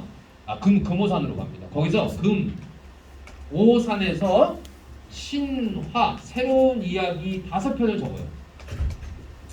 그 금오신화 가운데 하나가 바로 이생규장전, 또 하나가 남염부주지, 그 다음에 용궁부연록, 치유벽정기와 같은 작품들을 쓰거든요. 그 중에 하나 귀신과 사랑을 나누는 작품. 네, 이 작품이 귀신과 사랑을 나누는 작품이에요. 전체적인 주류 이게 첫 대목이고요. 이생과 최씨가 만나는 과정이고 두 번째. 그래서 만남이 이루어집니다만은 우리가 조선 시대는 중세 시대라고 생각해 본다면 조선 시대에는 남녀가 자유롭게 연애가 가능한 시대였나? 불가능했죠. 그러니까 부모님들의 반대에 부딪히게 됩니다. 최 씨가 더 적극적이었어요. 그래서 최 씨가 식음을 전폐하고 굶어 죽겠다라는 각오로 저 사람 아니면 안 돼. 그래서 억지로 결혼하게 돼요. 물론 그러니까 이생도 되게 좋아했죠. 이생이 되게 소극적이에요. 오히려 최 씨가 적극적이에요. 첫 대목입니다. 최 씨의 집의 북쪽 담장 밖에는 하늘거리는 수양보다 수식거리가 드물게 둘러져 있었고 이생은 종종 그 나무 아래서 쉬어가고 그랬다. 이게 문제야. 왜 최 씨 집 앞에서 쉬어가? 그냥 지나치면 되는데 왜 그 버드나무에서 꼭 쉬었다 가냐고. 이거죠. 그러니까 하루는 이생이 최 씨 집 담장을 넘겨다 갔어요. 그러니까 얘가 관심이 있었던 거야. 그 담장을 넘겨보다가 규장이란 뜻이니까 보니까 아름다운 꽃들이 활짝 피어 있고 벌과 새들이 그 사이를 요란스럽게 날고 있는 그 틈바구니에서 누구를 봤다? 최 씨를 봤겠지. 한눈에 뿅 가져. 아름답구나. 근데 이 최 씨는 얼굴만 아름다운 게 아니라 내면도 굉장히 아름다워서 둘이 나중에 결혼을 하게 되는데요. 결혼하게 되는데 난을 만나게 돼요. 난리가 나요.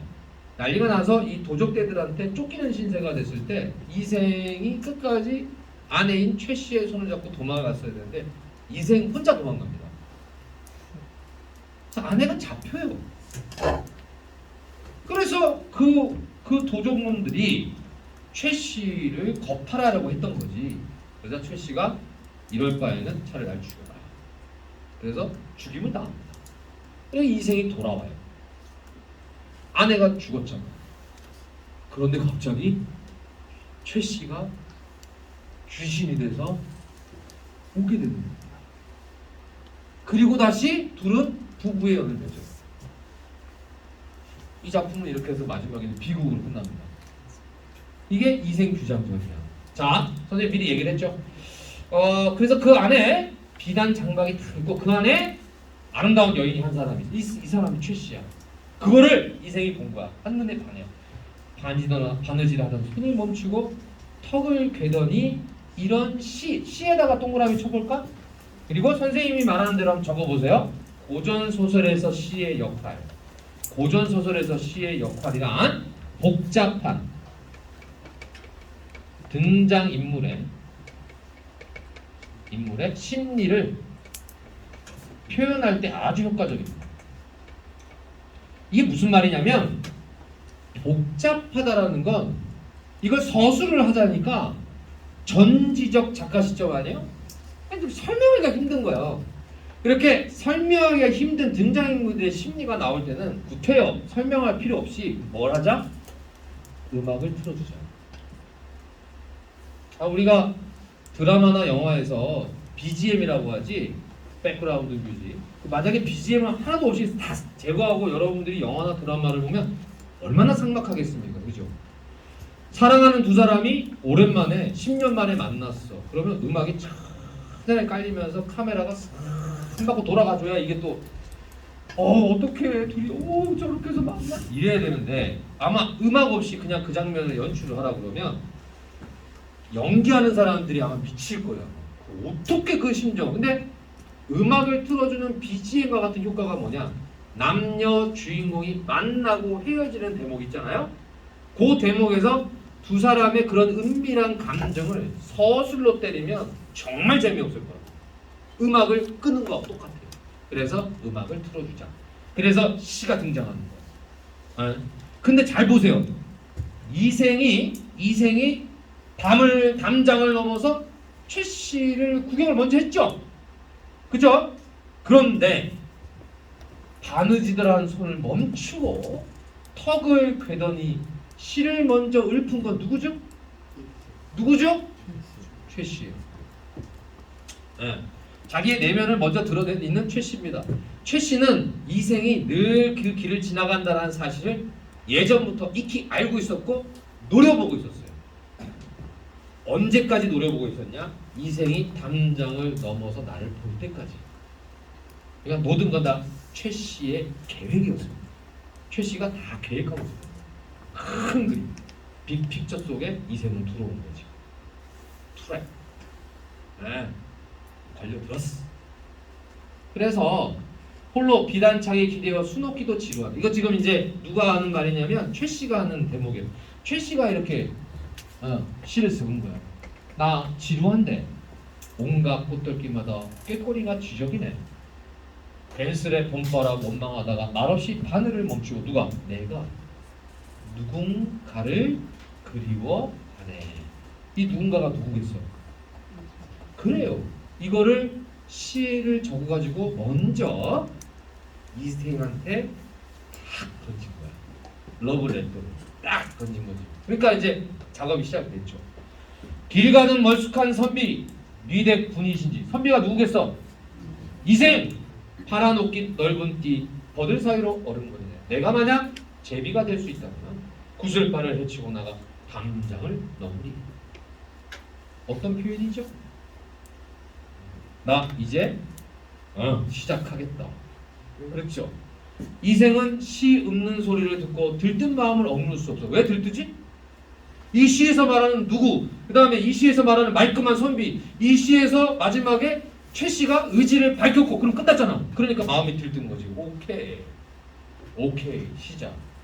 그러나 명문과 담장은 높디 높고 여인의 규광은 깊으니 그저 속만 끓이다 떠나는 수밖에. 이생은 국학에서 돌아오는 길에 흰 종이 한 폭에 자신이 지은 시 3편을 써서, 꼭 연애 못하는 애들이 편지를 쓰면 꼭 편지의 양이 많아져요. 그죠? 3편을 썼어. 최 씨는 한 편으로 끝내는데요. 자신이 없었나 봐. 그래가지고 이생은 3편. 선생님도 예전에 연애 편지는 한 4-5장을 썼던 것 같아요. 꼭 자신 없는 사람들이 글을 길게 써. 압축적으로 딱 한마디 날려야지. 무산 12봉우리 첩첩이 쌓인 안개 속에 반쯤 드러난 봉우리가 불꽃도 푸르구나. 헛소리야, 그죠? 불꽃 푸르다는 게 도대체 무슨 말이야? 정신이 없는 거예요. 양왕의 외로운 꿈을 수고롭게 하지 마오. 구름이 되고 비가 되어 양대에서 만나보세요. 자, 구름이 되고 비가 되는 거 우리가 운우지정이라고 해요. 선생님, 이게 구름이 되고 비가 된다는 게 뭐죠? 운우지정이라고 고전소설에 많이 하는 관습 표현입니다. 남녀간의 뜨거운 사랑을 운우지정이라고 해요. 그냥 사랑 말고 뜨거운 사랑, 강조, 뜨거운 사랑, 운우. 네. 구름이 되고 비가 된다는 게 바로 운우까지. 더 그 자세한 거는 내일부터 시작되는 본 수업에서 말씀드릴게요. 전혀 기대를 안 한다는 표정이구나. 네. 고전 소설에서 설명할 게 얼마나 많은데 다 넘어갔지. 내가 다 넘어갔지. 하려고 그러면 마음만 먹으면 1시간 내내 그도 떠들죠. 근데 수업에서는 그런 건 안 되죠. 운우지정, 관습적 표현, 남녀간의 사랑. 자, 이렇게 되는 거예요. 다음 이렇게 해서 두 사람이 연결이 되고요. 최 씨가 고집해서 결국 결혼까지 골인을 하게 됩니다. 여기까지는 그러니까 전반부. 요게 후반부예요. 신축년에 홍건적의 난이 일어납니다. 홍건적의 난.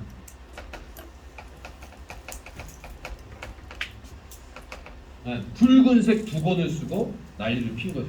어디서 나왔던 애들인데 이게 여기도 이제 등장을 하네. 임금은 도망갔고 홍건적은 가옥을 불태우고 사랑과 가축을 닥친 대로 죽게 되죠. 이생 부부와 친척들 또한 위험을 피할 길이 없어 동서로 달아나 목숨을 부지하고자 했다. 이생은 가족을 두고 깊은 산속으로 숨으려고 했고요. 이때 잘 보세요. 홍건적 한 놈이에요. 한 놈이 칼을 뽑아들고 쫓아왔어요. 이생은 있는 힘껏 달려 겨우 벗어날 수 있다. 한 놈 정도는 상대할 수 있지 않을까? 아닌가? 여기까지. 근데 나는 어떻게 읽었냐면 한 놈이 쫓아오는데 가족들을 잃고 다 도망갔대요. 만약 선생님이라면, 만약 저라면요. 일단은 내가 여기 이렇게 의심의 눈초리를 보시죠? 그럼 이걸 했던 사람으로서 적어도 뭔가 한번 해볼 만은 하거든요. 내가 하는 동안에 다른 사람들이 최 씨가 됐건 누가 됐건 야 이러면서 이렇게 짱돌이 하나 들려 이럴 수 있을 것 같은데, 내가 왜 이 얘기를 하냐면 이생은 있는 힘껏 달려 겨우 벗어나더라. 그렇지, 바로 그거예요. 내가 원했던 게 바로 그거였어. 쓰레기가 돼버렸어. 아내를 두고 자기만 도망가요. 너무 의도적으로 썼는 것 같은데 사실은 김시환 학습이라고 했죠. 이 사람이 뭐 누구라고요? 생육신이요. 생육신이요. 생육신이 뭐냐면 사육신이 있고 생육신이 있어. 사육신은 뭐야? 그렇지. 끝까지 저항하다가 생육신은요 도망간 사람. 그러니까 내가 왜 우스갯소리를 아까부터 그 얘기를 계속 했냐면 이해할 수 없잖아. 한 명인데? 네. 왜 비겁한 모습으로 끝까지 이생을 묘사를 하고 싶었을까? 그래서 어떤 이걸 해석하는 분들이 계시잖아. 이런 거 논문 써서 김시습은 자신의 그런 부끄러운 모습을 이생이라는 캐릭터에다가 넣어야겠다. 그럼 최 씨는 누구냐? 의리를 지키고 적극적. 그 다음에 불의를 보면 참지 못하는 대목이 요 대목입니다. 자, 요 모습은 누구냐 이거지. 이런 식으로 해석하는 분이 계셔. 근데 그거는 내가 볼 때는 조금 자의적인 해석이긴 하지만 그래도 설득력은 있어. 왜? 최 씨가 딱 이제 위기의 상황에 처하자 큰 소리로 꾸짖습니다. 내 이놈 짐승만도 못한 놈들이 나를 차라리 죽여. 나는 죽어서 승냥이의 밥이 될지언정. 승냥이라는 건 일이나 늑대를 말하는 거 아니야. 내가 걔네들의 밥이 될지언정 내 어찌 개 돼지의 아내가 될 수 있겠느냐. 굉장히 강하게 어떤 의미를 담고 하는 말이죠 사실은. 네. 왜 이런 메시지를 썼는가를 주목하는 분들도 계십니다. 그때 사건, 수양대군의 왕이 찬탈 사건, 그 사건에 대한 의미를 조금 우리가 떠올려 보면 최 씨가 오버하고 이생이 막 도망가는 장면이 이해가 되는 거예요. 자, 이렇게 해서 결국 집으로 돌아오게 되는데 최 씨는 죽어요. 이생인 집에 돌아오자 요 대목만 말고 말씀드리고 끝낼게요. 황량한 집에 쥐가 칙칙거리고 있는데 슬픔을 가눌 수 없어 작은 정자에 올라가 눈물을 훔치며 길게 한숨을 쉬고 날이 저물어 이생은 동굴에 혼자졌다. 멍하니 예전 최 씨와 함께 즐겁게 보낸 시간을 회상하느라 한바탕 꾸물꾸물 싶었다. 어느덧 이경 무렵이 되었다. 밤이 되었죠. 달빛이 희미하게 들보를 비추는 이때 문득 백낭 아래쪽에서 어떤 소리가 들려왔다. 멀리서부터 발자국 소리가 다가오는 것입니다. 최 씨였다. 근데 이생은 잘 봐요. 이생은 최 씨가 이미 죽은 줄 알면서 그런 말이죠. 좀 웃긴 거죠. 죽은 줄 안다는 건 그런 거야. 지금 오는 건 누구라는 거야? 최 씨의 죽은 혼이라는 것을 알면서도 사랑하는 마음이 간절했던 까닭에 의심하지 않고 곧바로 이렇게 물었다. 어디로? 피해서 목숨을 건졌어. 죽은 거 아는데? 이거 질문 많이 하는 문제인데요. 이 대목은 뭡니까? 그래서 이제 쉽게 해석하자면 죽음도 갈라놓지 못한 두 사람의 사랑이라는 뜻도 되겠지만 이생유자녀는 그래서 죽은 귀신과 다시 한 번 더 어떻게 보면 사랑을 나눈다라는 얘기예요. 그래서 김시습 작가를 좀 기억하십시오. 김시습의 그 모습 나옵니다. 그래서 간종이 그렇게 폐위가 되고 강원도 영월에서 그렇게 억울하게 어린 나이에 죽게 되잖아요. 그 과정들을 다 본 김시습은 그러한 자신의 충직한 마음, 충성스러운 마음, 워낙 강한 성리학자고 유학의 이념이 강한 사람이니까 그거를 금오산에서 새로운 이야기다 해서 중국의 전등 신화를 본떠서, 그러니까 본떴다기보다는 착안을 해서 5편을 딱 지어요. 그 중에 가장 수작이라고 할 수 있는 작품입니다. 이렇게 해서 귀신이 된 최 씨 부인과 다시 만나는 대목만 나와 있지만 나중에는 이제 최 씨 부인이 약속한 시간이 다 끝났어요. 아쉽지만 옥황상제와 약속한 시간이 다 끝났기 때문에 저는 이대로 갑니다 하고 그동안 부디 안녕 계셔요. 딱 그러고 나서 이생은 이별하거든요. 마지막에 이생도 시름시름 앓다가 죽어요. 이렇게 끝나는 게 이생 규정입니다.